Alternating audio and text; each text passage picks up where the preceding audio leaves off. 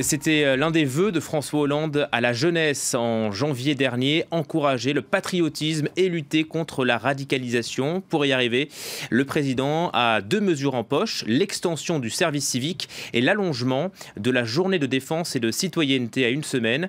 2 mesures coûteuses et inutiles pour ses détracteurs. Alors de quoi s'agit-il concrètement? Nos reporters Alix Lebourdon et Catherine Norris-Trent ont enquêté. 8h30, 8h45. La discipline militaire leur est inconnue, mais aujourd'hui, pour quelques heures, ces 350 jeunes vont devoir s'y plier. Ils s'apprêtent à faire leur journée de défense et de citoyenneté, la JDC, un passage obligé qui a compensé la suspension du service militaire. Qu'est-ce que vous attendez de cette journée? Un spécial. Bonjour. Seule motivation pour certains, obtenir l'attestation de participation qui leur permettra de passer le permis de conduire ou encore de se présenter à certains concours d'école. Dans cette salle, les lycéens ne sont pas dépaysés.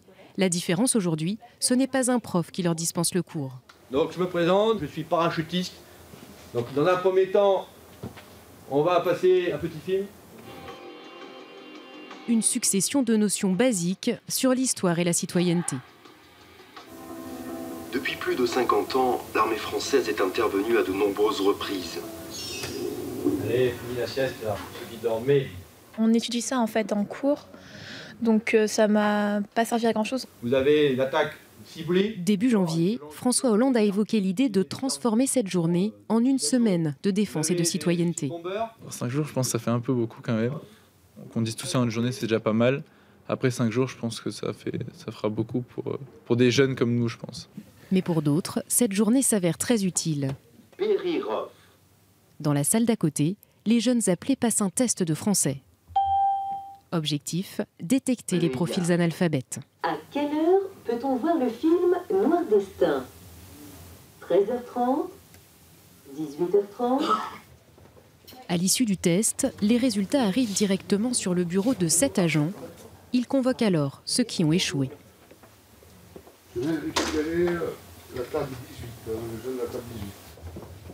À 19 ans, ce jeune homme a abandonné le lycée avant d'obtenir le moindre diplôme. Aujourd'hui, des pistes de réorientation vont lui être offertes.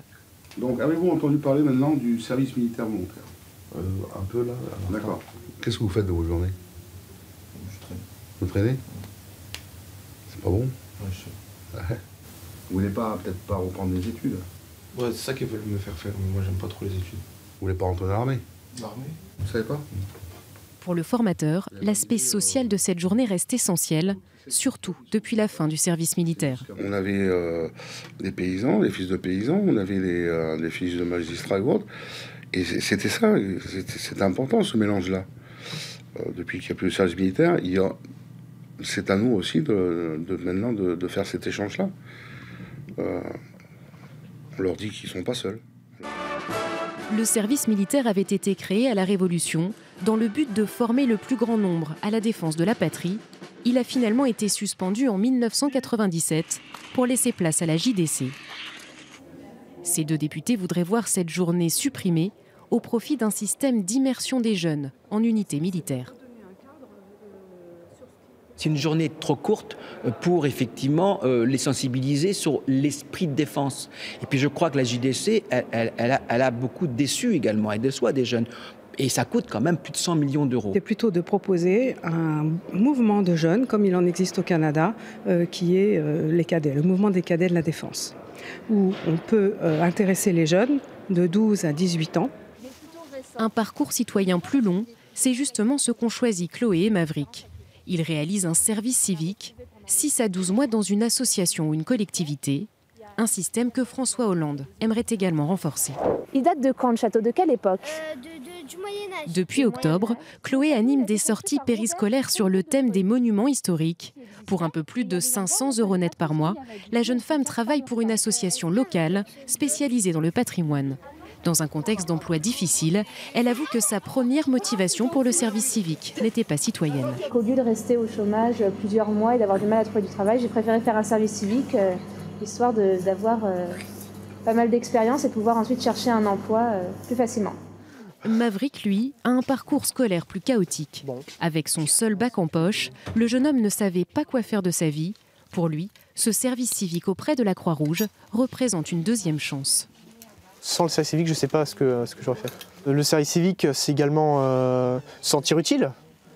Moi, par exemple, lors de mes missions, je me sens utile. Il y a des personnes qui viennent, je suis là pour les aider, donc je me sens bien. Après 3 mois auprès de l'association, il est temps de faire le point avec son tuteur. Tu puisses suivre l'exemple de tes aînés qui étaient là l'année dernière à ta place. Depuis qu'il chapeaute des jeunes en service civique, Vincent est persuadé que cette expérience peut changer des vies. Pour ceux qui décrochent dans la vie, c'est effectivement une perche qui leur est tendue pour pouvoir remettre les pieds dans les sabots et dans le bon chemin. Revenir dans le droit chemin, aider les jeunes à éviter l'isolement, le chômage ou même la radicalisation, autant de raisons qui poussent à vouloir renforcer ces dispositifs. Et nous sommes en duplex avec Marco Perolini. Bonjour, merci d'être avec nous. Vous êtes chercheur pour Amnesty International. Vous avez rédigé un rapport sur l'état d'urgence en France. On va en parler. Mais d'abord, votre avis sur ce reportage. Que pensez-vous de ces initiatives ? Quel est le but de ces initiatives selon vous ? Oui, bonjour. Effectivement, je pense qu'il faudra s'interroger par rapport au but de ces initiatives. Alors, c'est quoi leur but? Si le but de ces initiatives, c'est en effet d'intégrer les jeunes, de promouvoir leur intégration socio-économique, pourquoi pas? Mais il y a tout un autre tas de thèmes, de sujets que, en fait, méritent l'attention des autorités françaises. Et je pense que je parle notamment de la question de l'emploi, la question des discriminations dans des domaines très importants pour la vie des jeunes, l'emploi et l'éducation. Discrimination qui continue en France sur la base de l'identité religieuse, mais aussi des convictions et de l'origine ou bien de la nationalité. Mais ces services civiques favorisent l'accès sur le marché de l'emploi.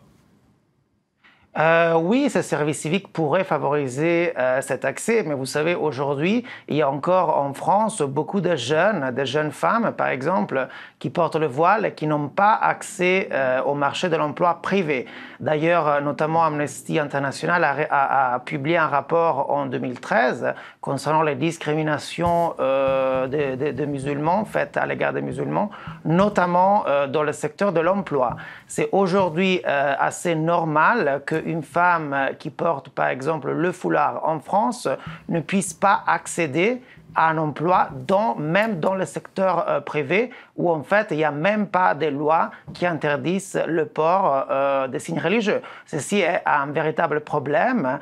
Donc on a interviewé beaucoup de femmes, justement de jeunes filles et de femmes, qui n'arrivent pas à avoir un travail. Donc à l'école, elles ne peuvent pas porter le voile car il y a une loi depuis 2004. Ensuite, sur le marché de l'emploi, elles sont toujours discriminées à cause de leurs convictions religieuses. Ceci en fait donc un domaine qui demande beaucoup d'attention de la part des autorités françaises, à part les initiatives comme le service civique qui pourraient en soi-même être utiles. Alors les objectifs annoncés par le président de ces services civiques, il y en a plusieurs. D'abord le renforcement du sentiment d'appartenance et la lutte contre la radicalisation. À vous entendre, vous n'êtes pas convaincu? Alors en fait, je pense qu'il faut vraiment s'interroger sur ces notions de radicalisation. C'est une notion qui est aujourd'hui décrite comme très vague. D'ailleurs, en fait, on le voit bien sous l'état d'urgence. Aujourd'hui, cette notion de radicalisation est utilisée pour cibler des personnes sur la base de leurs pratiques religieuses. Donc on a vu, par exemple, beaucoup de personnes musulmanes qui ont été ciblées par les mesures d'urgence sur la base de cette notion très très vague de radicalisation. Donc en fait, le problème, c'est que cette notion reste vague et peut être donc utilisée pour cibler des personnes qui peut-être sont religieuses, mais ne constituent pas forcément un danger public. Voilà, vous avez écrit donc sur l'état d'urgence en France dans le cadre d'Amnesty International. Vous savez que cet après-midi, les députés se prononcent sur cette réforme de la Constitution et notamment d'inscrire l'état d'urgence dans la Constitution. En quoi est-ce qu'il y a une dérive selon vous ?